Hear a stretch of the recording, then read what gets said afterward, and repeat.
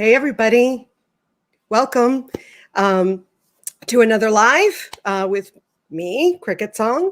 And today I'm talking with ShadowSun. Say hello. Hello.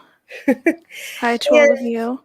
Yay. And today we're talking about inclusivity and what was the other word we used? Intersectionality. There we go. Intersectionality, discrimination, all of that sort of fun stuff that we're going to talk about. In relation, I'd like to really focus on the relationship of those topics in regards to witchcraft in the community of, the magical people that might be online as well as offline.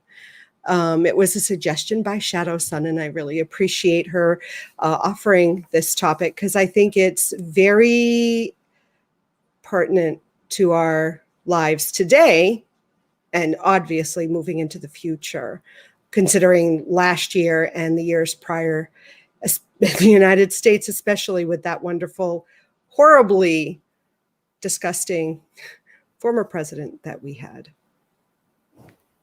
Yeah. 100%. Yeah. Okay. That's kind of what started the whole thing in my mind, was because I'm like, how did we get here? Was the thought in my head, how did we get to this? Because I'm all those things that went on, I'm against all of that. I don't believe in white supremacy. I don't believe in any of that.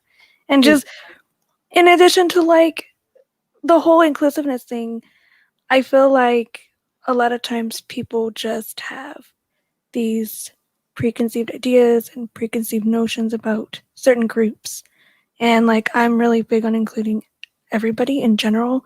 I mean, you name a community, I could probably think of how we could include people, just especially in the witchcraft community. I feel like just over the last several years, the witchcraft community and the pagan community as a whole, they are becoming more inclusive.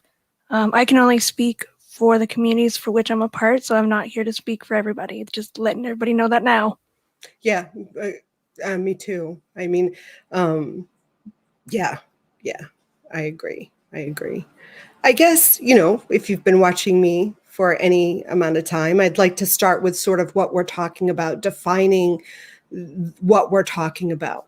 So, ShadowSun, how would you define inclusivity as well as I totally spaced that. Intersectionality. Intersectionality. I got to write that down because for some reason it's just not a word I use. No, I didn't use it for very long either, and I'll just start with intersectionality.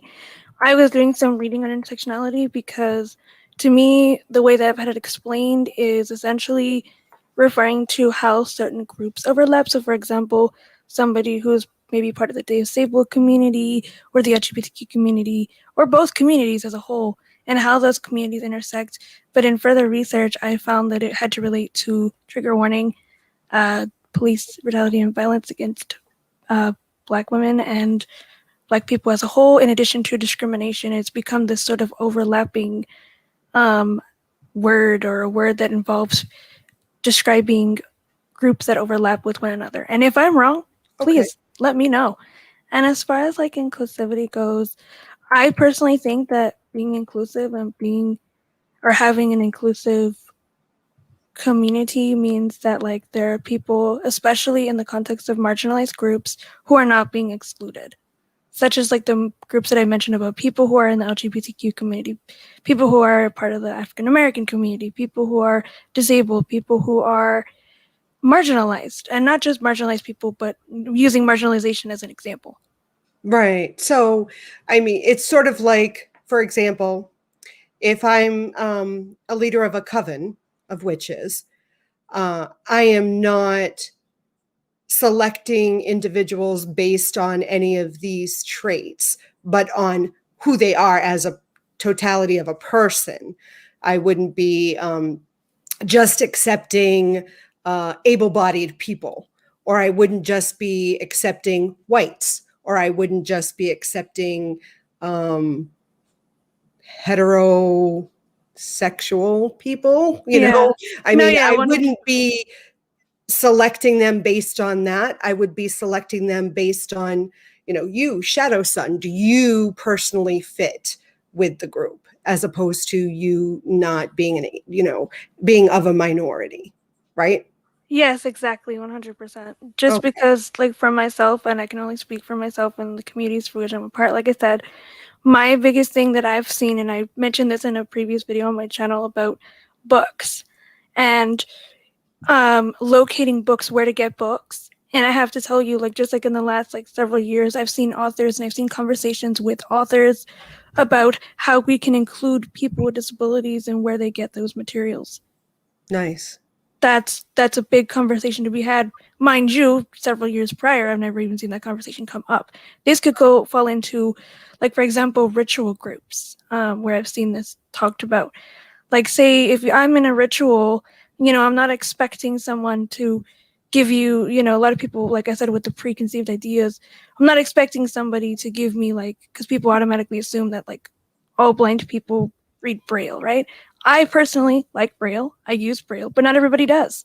Right. And that's why I'm super big on mentioning that in my channel, like talking about that, bringing up the general context of what blindness is, because it means so many different things for so many different people, because there's so many different ways in which you can become blind or be born blind or whatever the case may be for you, and not everybody knows Braille. So if I'm in a ritual space, I don't expect you to give me a Braille version, but I do to a certain degree if I tell you in advance, like you should do, in my opinion. If I tell you, for example, hey, I might need some pointers, like say, for example, if I'm evoking an element or calling a quarter, well, which way is, if I don't already know, let's just say I don't know the lay of the land, because you never know where you're going to Right. be at. Right. What if I say, okay, so I want to make sure I have the right direction. Which way is insert element name or insert cardinal direction here? So if I'm invoking Earth, which way is north? Or if I am unsure of that, can I ask that without feeling like, oh, she's asking because they'll assume like, oh, she really doesn't know which way that is. I'm like, no, I know which way Right. it is, but I want to make sure I know that I'm in the right space so that I am doing it exactly the way that it's said, especially if I'm joining a group that has specific rules or has a specific guideline set already. Right. And that makes perfect sense to me.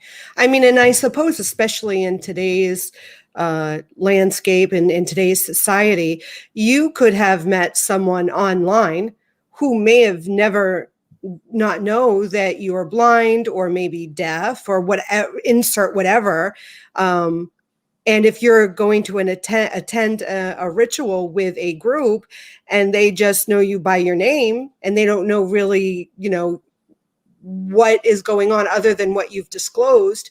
If you haven't disclosed that you need special or not special, you need certain things in order to participate, it would be important for the individual you to tell them what you might need. And if that group is open and if has invited you because they like your energy, I would hope, and it would be my desire, to do whatever I could to include you as a valued participant within the ritual. And if you needed, prior direction or even a person, if you're blind, if you have a seeing person to aid you during the ritual, if that's acceptable to the group, that would seem appropriate as well. And I mean, I don't think it takes a lot for people to do whatever accommodation that they need. I mean, if you're being courteous enough to let somebody know, hey, can you just let me know? Like, Yeah. just even it could be a person who's in the group. You don't have to bring somebody outside of the group or anything. Right. You could Right. just say, hey, do you mind, like, or even just giving cues, Right. auditory cues. That does not take a lot of your time. No, it That doesn't. just like, for example, one of the things I brought up in a blog post that I read on my blog about accessibility, and the thing that I brought up was image descriptions. It Oh, does not right. take you that long to write a description of what that image is. Now, I'm not saying this has to be in the case for every single thing, because we have technology that allows us to, get a gist of what's going on, but we're not going to get the whole picture. It's not there yet. It's close enough. Like, the most I might get is there are some objects on a table, but that's it. I don't get the detailed description. And I mentioned this to somebody else who's also a blogger, and they saw the guidelines that I put up and they're using it. And the thing is that it doesn't take that long. It's not that big of a step. I know that it seems like it sometimes, but description does help. It does help. Even in like a, just, I feel like for me, it's about taking this, for lack of a better term, the feeling of it needs to be specialized. I feel like the more neutral language you use, the more inclusive language you use helps. Like, for example, a lot of people think I don't see well enough to see a TV, right? So, oh, did you hear that movie? That don't even make sense to me. Why would you say that? You can say see, you can say, did you watch whatever? That doesn't, that's not offensive. And I think that's part of the problem with inclusivity as a whole. And when you don't know somebody's part of multiple minority groups or various groups, is that they don't want to offend you, which is fine. But Right. the biggest thing you could absolutely do is ask. You can ask a question. You can speak. You can say, "Hey, how can I help you?" Or if somebody, like, let's just say, I'll give you another example with like the LGBTQ community. And I can't speak for anybody who is transgender, but I know that they're having a lot of. I know transgender people have a lot of issues with certain groups within the witchcraft community. I've read stories about that, Yeah. which I think is completely unnecessary. I don't see what the difference is, to be honest with you.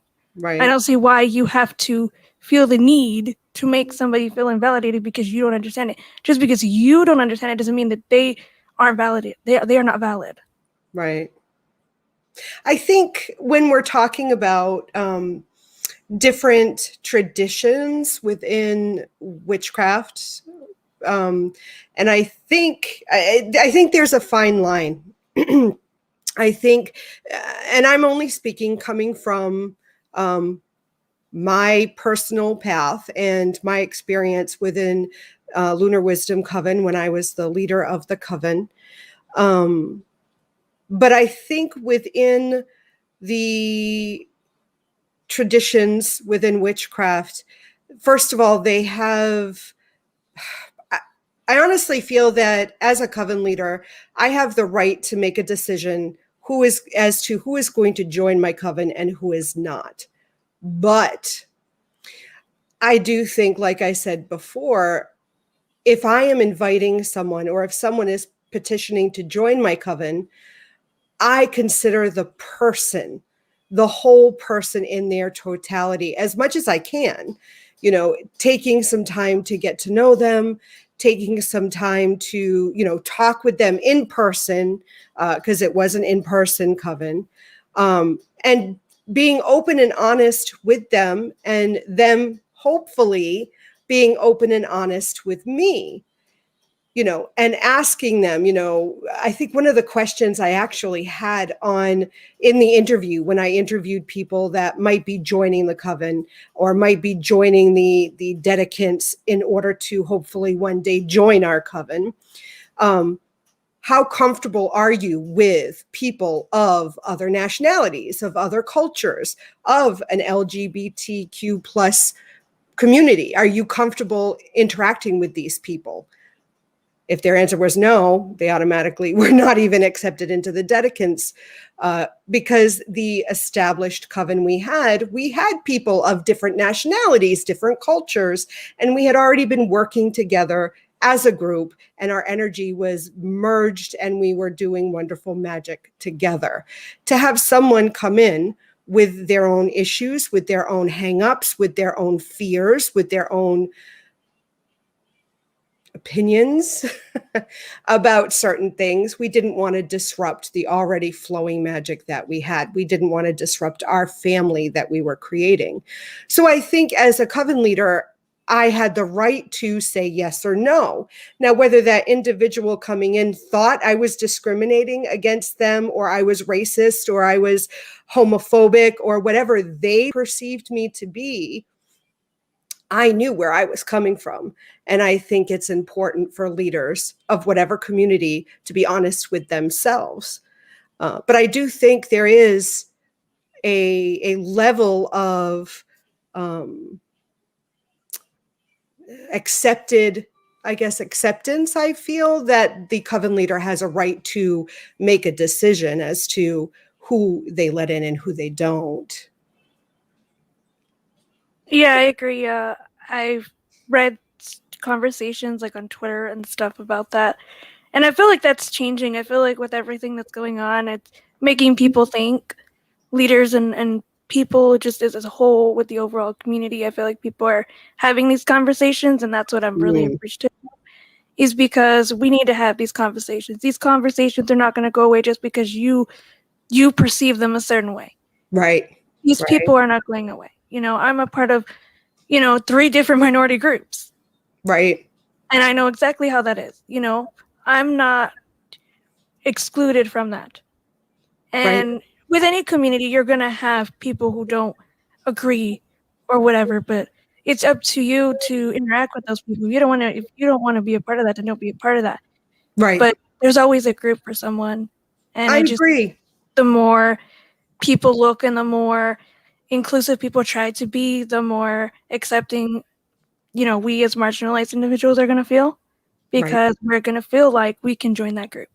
you Right. know, as a blind person, I'm going to feel like, oh, they took the time to tell me, oh, so we're going here and we're going to meet at this place and we're going to do this and this is how we're going to do it. And, no issues, no problems.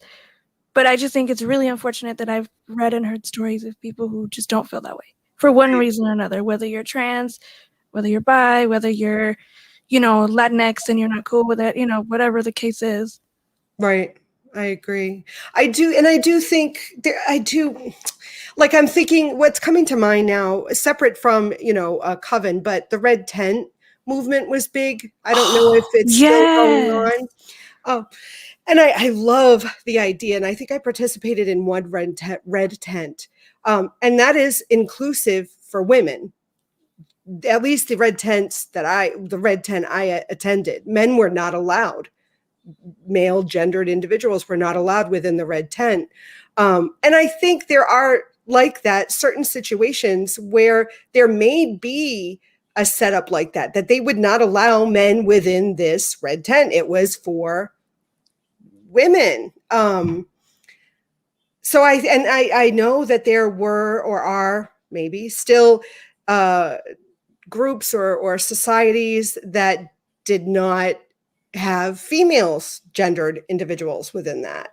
At one time, I don't know if it's still true, when my husband was looking to join a Freemason lodge in our area that we used to live in, I was not allowed to join it, but there was a female organization, I can't remember what the name of it was, that I could join if I wanted. If my husband was accepted, I would not be able to be a Freemason, but there was a female counterpart.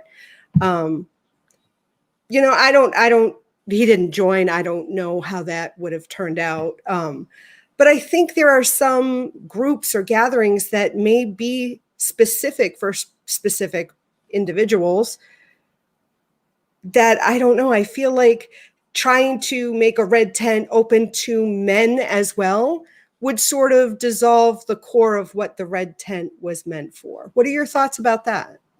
See, I've never done a red tent, but I can see something like that. Like, if you're already established as something specific for those groups of people, then that's a different situation. But I still think that there is a way for people to be included somehow, even if it is a separate organization. It's unfortunate that it's that way. I just personally think, I just feel like it's doing a disservice to those people, but I get why they're doing it.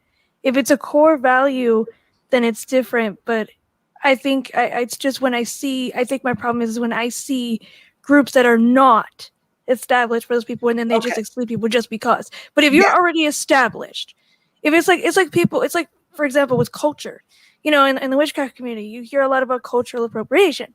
Yes. And that can come into this conversation because it's about including culture, but not appropriating culture, which is completely different. And Right. I think the problem is that a lot of people with all of this is its level of respect. If Exactly. you don't respect it and you don't take the time to learn about that culture's rites and rituals and why they're closed or why they're not closed, whichever the two, then that's a disservice on that, and you're just being disrespectful to that culture, and you have no right to be that way to that culture. Right. You're what's the word? You're desecrating like the whole aspect of that culture. You're making that culture watered down, you're oversimplifying it. Like, I know a lot of people who talk about sage, right? Like, I use sage in my practice, keep this in mind. Okay. But here's the thing, I'm not gonna just use it for the things. Like, I looked at these ceremonies that they have to do for that. I'm not just gonna use it, just because. I'm gonna use it respectfully. Like, sage is becoming endangered from what I understand. And I think that if you're going to use certain aspects of that in your practice or whatever, like, I have a bunch of it that I don't want to get rid of because, like, why am I going to do that? That's a sacred herb. I'm not going to just get rid of it just because. And I think as long as you're using it and you're coming at it from a place of respect, that makes a bigger difference than you just using it just because. Right. I agree. Rhonda Savages is watching, and she said, I don't really think men would be able to understand the red tent concept as not having a moon cycle. So I think that goes to That's fair. point what you were saying. If you establish, okay, we're doing the red tent for women to bond during their menstrual cycle and when they're bleeding, and it's a sacred act. And men, first of all, don't have a menstrual cycle. But then you could argue that transgendered would not have a cycle, but then they're taking estrogen, so then they would experience some sort of hormonal change. I mean, you could argue both. But I agree, men in general don't have an estrogen hormone. Well, they do. I feel like I could argue See both either sides of side. it. Yeah. Yeah. And I mean, I think it would be unfair if, say, like, somebody who was transgendered female not to be a part of that. Like, just because you weren't born a woman doesn't mean that you don't necessarily know everything. And I know it's controversial, and I know I'm going to have people disagree with me, but I don't see the point in excluding somebody just because you don't understand it. Right. But like I was saying, like with that whole thing, what men weren't born as Yeah. women, you know what I mean? So there's these lines that are blurred. And I think I could argue both sides. Yeah. I think But anybody could. I think with anything, people will have a justification or an argument for or against something. I right. think it just doesn't matter what community you're in. I And agree. I feel like when I just think about cultures and being inclusive of cultures, I think it helps to understand, like, where those people are coming from, because Yes. we didn't just start doing stuff for no reason, and we didn't just start this out of nowhere. It didn't come out of thin air. It came from people doing things on a repeated basis, and And it I think came. sorry. Oh, no, go ahead. I think it comes from a need. There is this need that then this thing is created, whatever it is. And I think, like you were saying, looking back at the origin. So, if something is created, if a group is created because there was a need in this community that wasn't being fulfilled, and these people came together and created this group to fulfill this need, and then people are looking to join because they feel drawn, they have the need within them and see that this group could fulfill it. If the people of that group then say no because you are deaf, you can't join this group just because you're deaf. Well, how does being deaf hinder me from experiencing the need that your group may fulfill for me? If it's Yeah, because and you're uncomfortable with deaf people, well, maybe the group needs to look at itself and look at why they're afraid. What do they feel threatened by this one individual? yeah, and I think also, like, even let's just say, let's add another aspect to the mix. I mean, we're talking about intersectionality. What if they are deaf and transgender, or what if Right. they are deaf and queer, or whatever persuasion of the LGBTQ community is? Right. How are you gonna help them, and how are you going to make them feel included? I think the problem that happens is a lot of times people in those communities, like I myself, like I'm not afraid to say, oh, I'm blind. Like, it's obvious, you can tell. But I'm not afraid to say what my needs are, and I know that for some people it's really hard because they've had such negative experiences that make them feel like they can't say what they need to say because it's just going to be, oh, it's just going to be another no. Like, not only because I'm, blind or deaf or whatever, but because, oh, I'm queer or I'm trans or I'm bi or I'm whatever, you name it, I'm lesbian and they're not cool with lesbians or whatever the case is. Like, that's not fair to anyone. I You're agree. not helping anybody. And in that sense, you're ruining your group in that way. Like, you're just losing people. You want people. Well, you just lost like 3 or 4 people because you weren't okay with it. So what does that say about you as a group? I agree. That, excuse me, having a little coughing fit over here.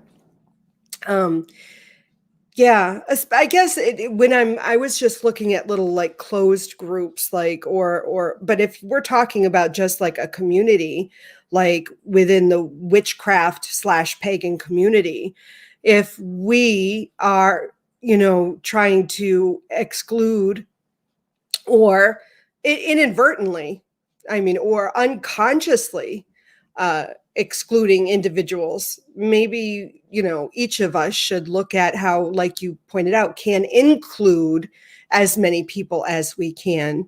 And it's making me think of things that maybe I'm doing that isn't as inclusive as I could be.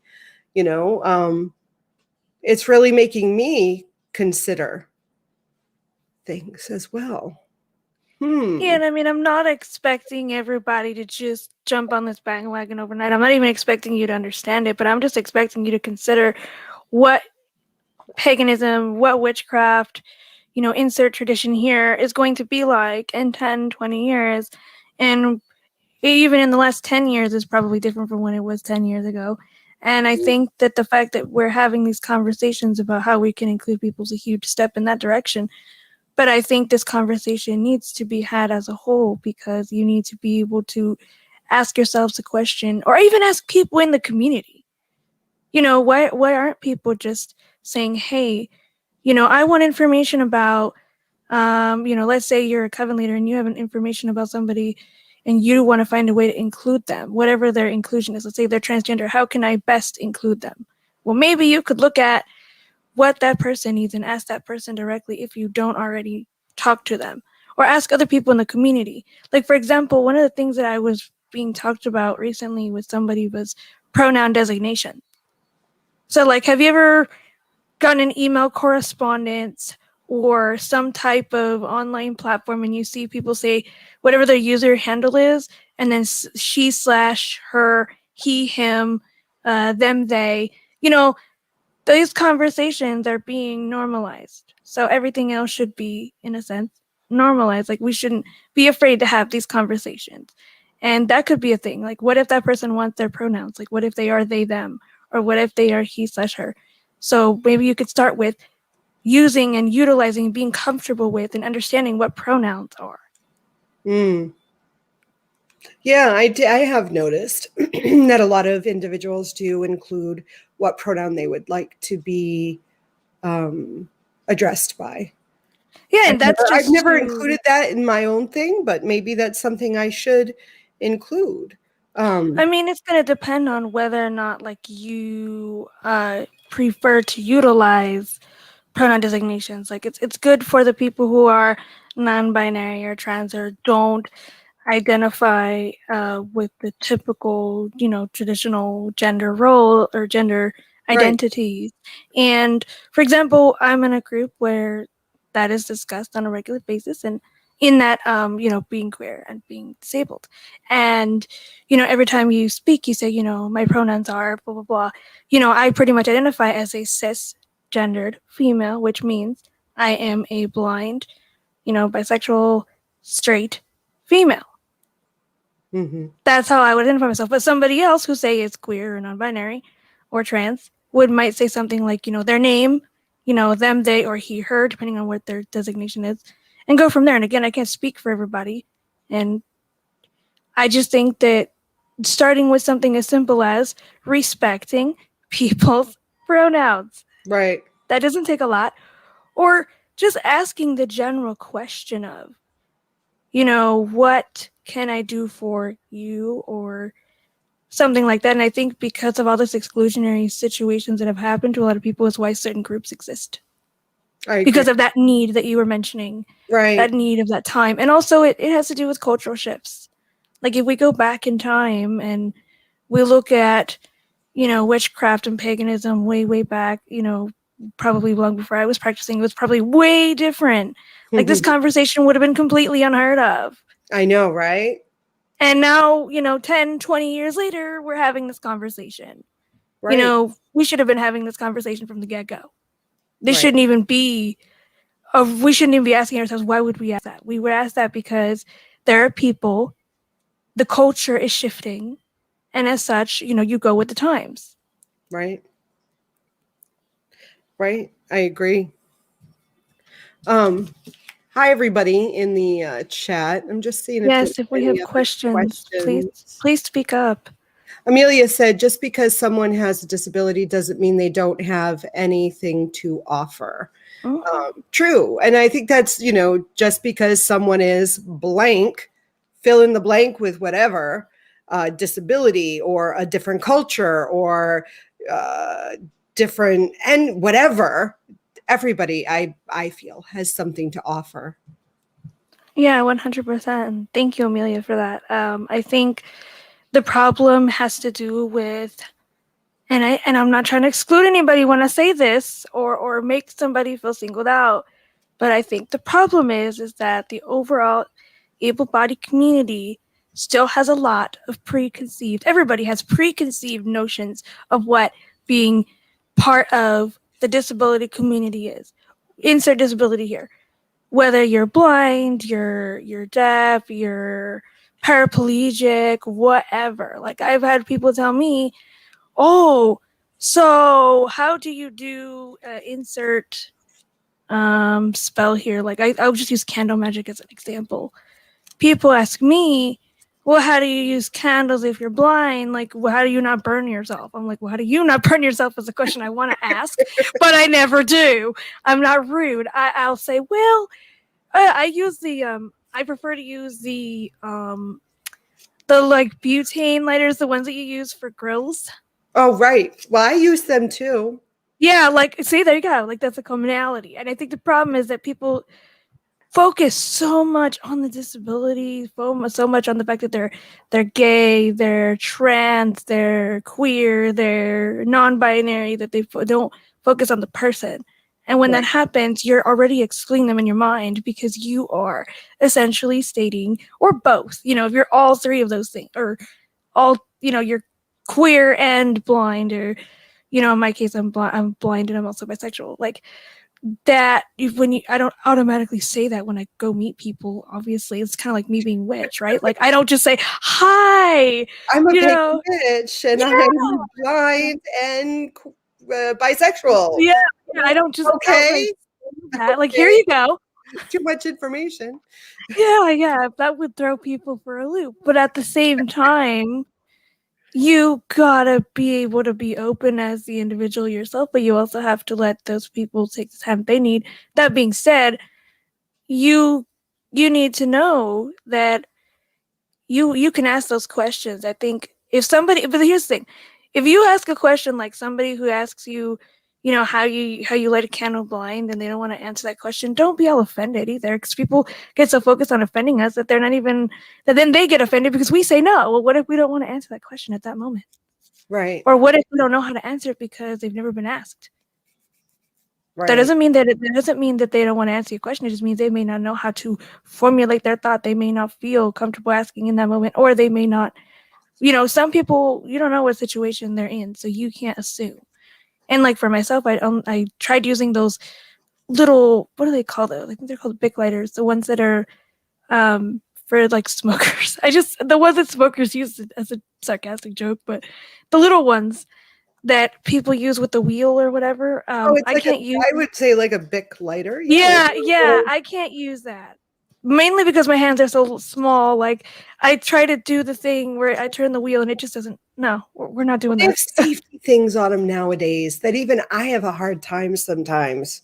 Yeah, and I mean, like, see, there you go. Like, commonalities exist. It's kind of like religion. Like, we're talking about paganism, we're talking about witchcraft. So I think the thing is, you can broaden this to a whole different idea with any community. But the biggest thing I can tell you is language. Language speaks for everything. Words have power and all that. Everything And I holds a vibration. right. And I really think that asking questions from a place of sincerity, like if you have a question to ask someone about how you can help them, if you're coming from a place of sincerity and a place of compassion, and you're not just, I don't know, looking to stir trouble, and you're not asking the questions with sarcasm, like, how do you light it? How do you do candle magic, ShadowSun? You're blind. I mean, that's Yeah. different than saying something like, you're going to come to my ritual and we're going to do candle magic. How would that work for you? What do I need as the ritual leader to help you participate in this candle magic spell that we're going to do? Because I know that you have some difficulty with sight, or I know you're blind, but I want you to participate. What can I do for you? Those are same question, but approached in a very different way. Yeah, and if somebody asked me that, I'd be like, well, you can tell me where the candle is located, and everybody's needs are going to be different. Right. And you formulating that question in that way says volumes because everybody's needs are different. I might use, because like I was talking to somebody about candle magic recently who is blind a while back, and we were talking about which candles we like to use. I like tapers, the ones that are like sticks. Yeah. I like them because they burn down quick and I don't have to sit there and, I can do whatever with them. I can still dress them the same way you dress like a votive or the pillar candles or a jar candle. You can still do the same thing. You might just do it a little bit differently. I might use a measuring thing to measure oil, or I might use a dropper, or I might use like a little, like a pin or something to make it more effective in order for me to get the holes in the candle or whatever the case is. I think a really good example as far as like visual impairment goes, and that's the only one I can really speak to, is sigils. Oh, yeah. People wonder all the time, sigils I think are just varied, right? And I think, like for me, I haven't figured out an entirely good way to do sigils. Right. Just because I need some kind of tactile image Right. or some kind of description of said sigil. But if I don't have that, I would just be experimenting and just seeing which one works for me. And there's nothing wrong with that. Right. Right. That's my biggest thing, is that just because you see something in a book and you are visually impaired, there are ways to adapt. Like, for example, and this is just an overall thing, people in general struggle with visualization. Mm-hmm. How many people do you know that say, I can't visualize? Mm-hmm. And I think that goes back to the inclusion thing, because you can say, okay, what would, like, if you're just we'll just use symbols as an example. Maybe the person wants to know, like, what a pentacle looks like. You could describe it in detail, or you could show them something that looks like it or has the symbol on it, so that might be engraved or embroidered or whatever, and that will give them a better idea what the image looks like, so they can be more effective in their visualization. But also, I think it could be said, like, with energy sensing. Energy sensing takes so many different forms, right? We all sense energy differently. Some people feel it, some people can, you know, I myself, depending on the situation, I've not just felt energy, but I've like seen energy. When you look at someone's aura or something, just as an example, but it's just a language that you use. And this Right. could be said for any type of inclusive situation. Right. Well, visualization is more than just seeing, Right, exactly. And right? I And think I that's think half the people miss problem. that point. It's experiencing the thing. So if you were born with blind, or maybe you were born deaf, or maybe you were born without hands, I don't know. There are other senses that you were born with. And to visualize and experience something, you would use the other senses. So you could still, quote, visualize. It's just not with your eyes, maybe. Yeah, or just I think the way I like to put it is, you're incorporating all your senses. You are. And you are incorporating all your senses. What does what does the sun feel like? Right. What does fire feel like? What Right. does it, not just what it looks like, but what the sound of a crackling fire sounds Right. like. You Right. can feel it and you can hear it. Y'all Right. work with it. Right. And even if you're mobility impaired, there are ways of adapting energy sensing and Right. energy raising exercises. You can Exactly. you can chant, you can clap, you can tap, you can do whatever. And I think the problem is that people are so caught up in their preconceived ideas that they just don't think of these adaptations, not just with disability, but whatever inclusionary thing, community you want to talk about. So do you think, I mean, because I know we have about 15 minutes. So do you think that within the witchcraft / pagan community in a whole, that there is division, that there is a greater division, or that needs to be sort of healed because of Um, this sort of lack of inclusivity? Yeah. I think that the dynamics are changing, and that people are having the conversations that need to be had. Like, how can we include non-binary people? How can we include transgender people? How can we include disabled people? And like, I had a conversation about that with people on Twitter, and the fact that they're even coming and asking these questions is huge, because I know a lot of people for whom that they wouldn't, and I don't think it's so much a division. I just think it's bringing people into the conversation that need to be brought in. And Mm-hmm. I think that the more this conversation gets brought about, the more ways in which we can come together as a community to bring people in. Like, I love that I'm seeing books on Audible about paganism and witchcraft. That's Mm-hmm. huge. That's absolutely huge. Your book on Kindle, fantastic. Oh, Y'all thank haven't seen that book. You need to, you. because that book is really good. And the other thing is that people just don't realize what's out there, because this conversation makes people uncomfortable. Well, I don't want to, and I'm not saying that there's this crazy, like, we're all being singled out. No, I'm not saying that. I'm saying that this is just a conversation. This is simply a way to start discussion, and way to break barriers that may or may not exist. Because who's to say that you don't realize you're not including people when you don't even know? Like, if you don't know you have a problem, there's a problem until there's a Right. problem. Right. And, it shouldn't take somebody coming to you and bringing it to your attention. You should be considering it from the very beginning. Right. And I feel like that's what's happening right now, is that there's this really big shift. And I think it is cultural too, because like witchcraft is having a major resurgence right now. It happened, Right. Right. when I was young and I wasn't aware of it, but I know that it's having a big, influence. Like, I never thought I'd see the day where I could Google, books about witchcraft just out of my own curiosity to see what popped up, and I see Urban Outfitters. What? I know. What?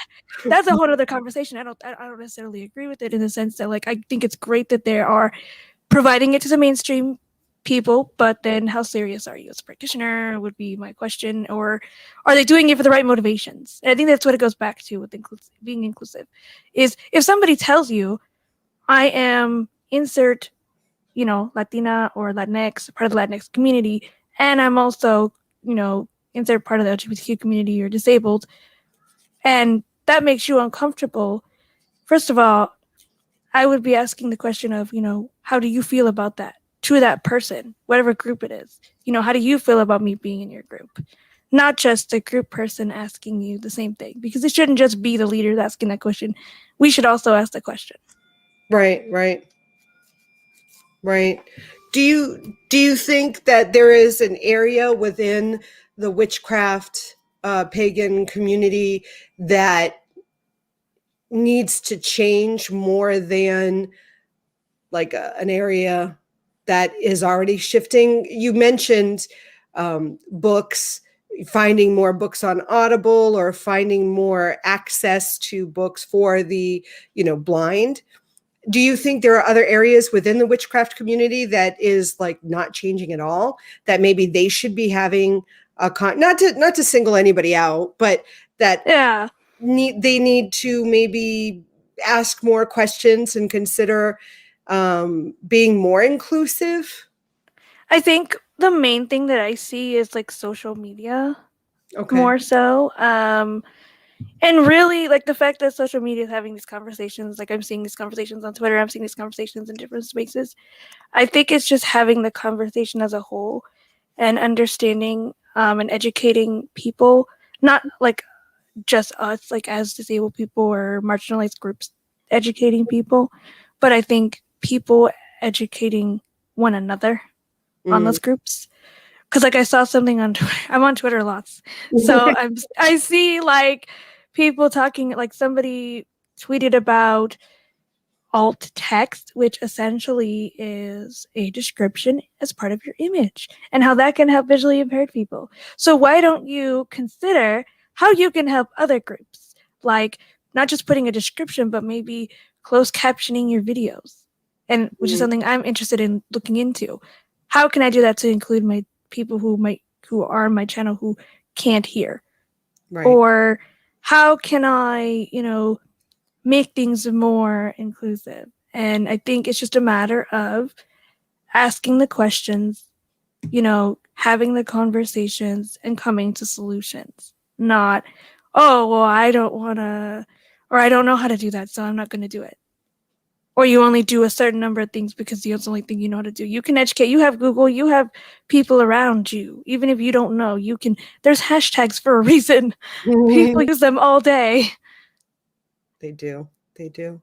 I agree. I've seen I've seen not only on Twitter, but like if I'm looking up things on Google, they'll have the description of the image, like in an article. There'll be a description sometimes, and on some blogs too. I noticed that. Um, Yeah, I and thought at that was first, honestly, fantastic. I wasn't sure what that was for. And then I realized, oh, okay. Oh, okay, that makes sense. If someone has a what is it, like a screen reader for them, Yeah. it'll like describe what that image is, so then they include it in Yeah, it. like if it's tagged, like if it's properly configured in such a way where the screen reader will be able to tell, like there's underlying text, but if there was no text, all you would hear is graphic, insert number, .jpg. That's all you would hear. Really? Yes, I'm not kidding you. Or when I watch videos on YouTube, I feel like, and I feel like this is changing again, but I feel like it's really helpful if, like, I love the people who do voiceovers and they tell you what they're putting in. Like when I watch people do like altar tours and they're describing like which side they're on, or when they are describing how they're dressing a candle and what herbs they're putting in. That is fantastic. Right. You can do that, and you can close caption your videos, and you can do a whole host of other things that I can't probably think of right now, but I'm sure you can. Everybody can do something, Right. and if you need help, that's why the internet is there. That's right. That's right. That makes sense too, especially in like tutorials. I'm curious. Um, so you purchased my book on Kindle. There were some images. You probably got like some weird thing when you were reading Yeah, I it. did. I got some images, but I didn't know I don't know where I saw the image, but there was an image. I don't know what the image was, to be fair. Like, I Yeah. really don't know. See, I was just thinking I hadn't considered it. Honestly, I never considered it. I mean, Shoot. yeah, and you know what? That happens a lot. That's part of the thing. Not saying that this is not a slight against anyone.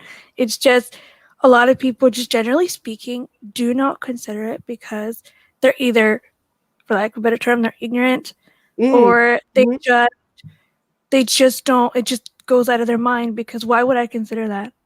Well, what difference does that? How does that affect me, or how does that make? What is that going to do for me? in a sense. Well, you know what? Or I wasn't even that didn't even enter my mind. And I'll have to look at the Kindle creator that I used to see if that was even an option. yeah, there I'll have might be to an look option. at It that. depends. But I think it's just the whole factor of preconceived ideas make people think twice about what to say or how to ask. Or they just, it did, like I said, it just doesn't even pop into their mind because they're like, well, I didn't think about that.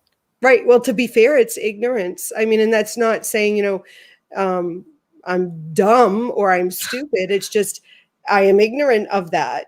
Being a capable, able bodied person without any close family members who have blindness, I have friends online, ShadowSun included.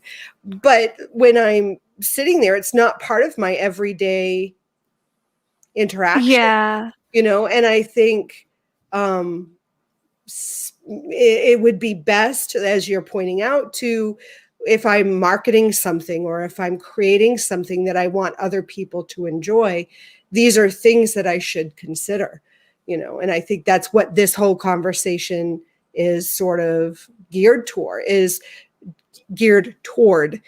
to look at how you can include as many people as possible.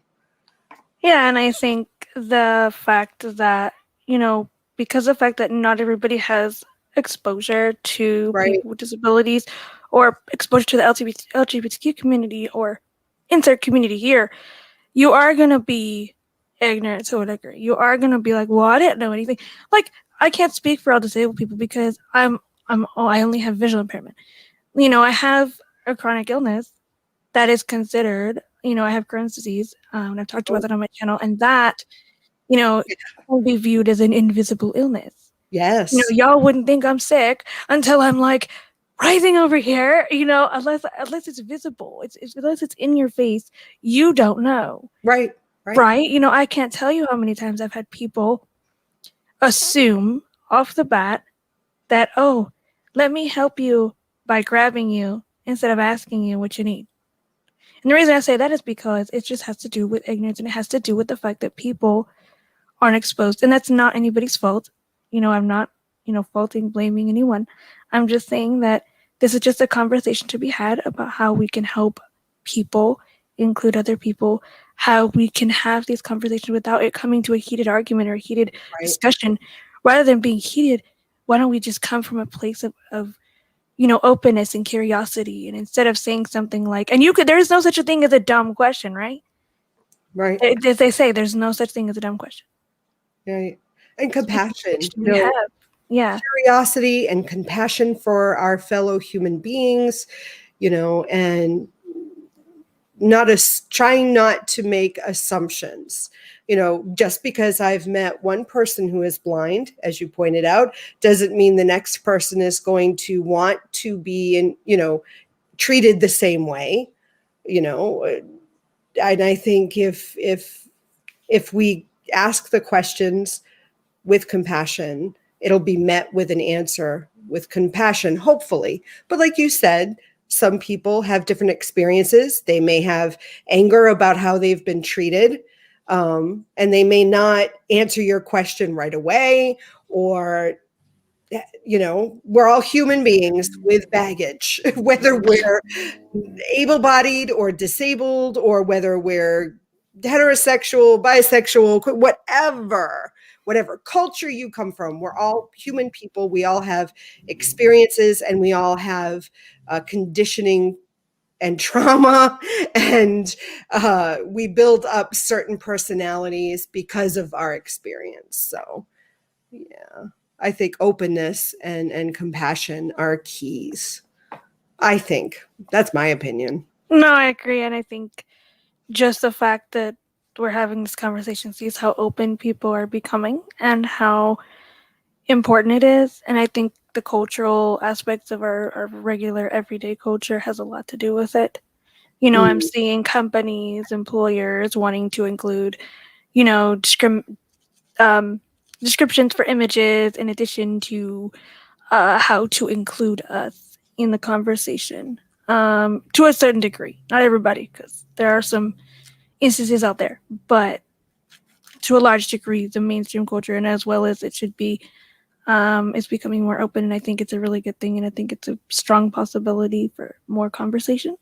And I think that within the greater pagan and witchcraft community, I feel like this conversation should be a conversation of many. You know, this is to start a conversation of, you know, what can I do? Or what can this group do? Or what community? I mean, regardless of tradition.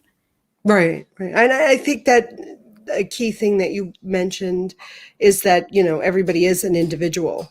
And I don't think any of us know everything about everything.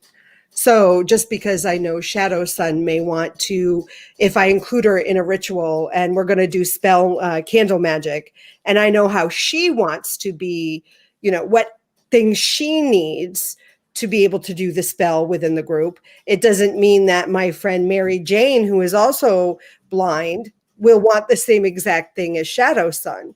And I should discuss with Mary Jane how she or what she needs in order to do the candle magic spell. I think that's important too. Yeah, I agree 100%. Yeah, because we're all individuals, we're all different. We all have different needs and requirements in order for us to feel comfortable. So, yeah. So we're almost about out of time. Brooklyn Lynn said, love y'all in this conversation. It is such an important topic for our community to genuinely discuss. So that was wonderful. Thank you.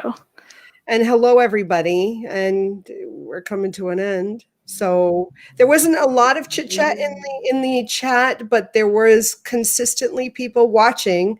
I saw the numbers. So yeah, we had people watching, and clearly it was an important topic to discuss. So thank you for bringing it up. No, yeah, no problem. And I had a lot of fun. And, you know, I'm willing to talk about it in general and just other topics just to bring the conversation forward.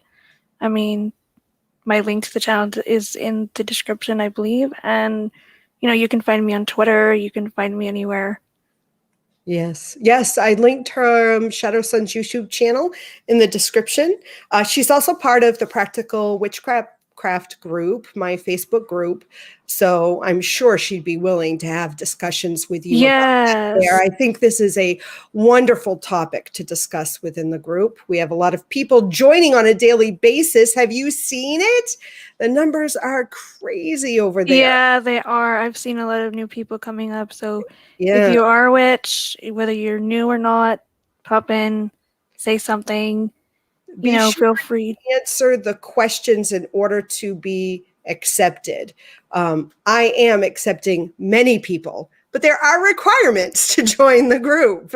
So make sure you answer the question and accept the rules, because I love everyone and I'll have you all join, but I have to be protective of my members, and we don't want hatred.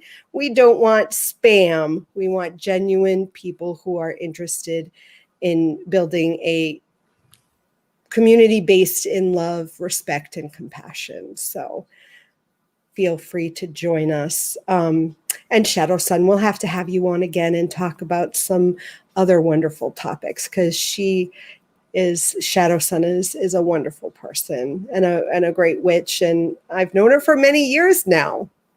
Yeah, I just looked at I don't know if you saw the Facebook thing, but I saw on Facebook I was on one of her past shows in 2016. So how many years? Oh my God, 2016. I know. That's 5 years, and I know you were following my channel for even before that. Yeah, long before that. Yeah. I mean, we could even have a whole conversation on like candle magic or just magic in general. What magic we could. Isn't. I'll have to look at my schedule. I think I'm on next time. Yeah, I better tell everybody. So the next live stream is February 27th, and I'll be talking with Jasmine again. But we can schedule something for after that if you'd like. Oh, that sounds perfect. By the way, I love Jasmine and Rosa. Amazing. Too. Her channel is amazing. Please check her out if you haven't. Yes. And learn her wisdom. Of course, I hope you check out my channel. So that's about it. Our time is up. Thank you, everybody, for watching. Thank you, ShadowSun, for joining me. And I'll see you on February 27th, everyone. Have a wonderful day. Mwah. Love you all. Blessed be. Blessed be.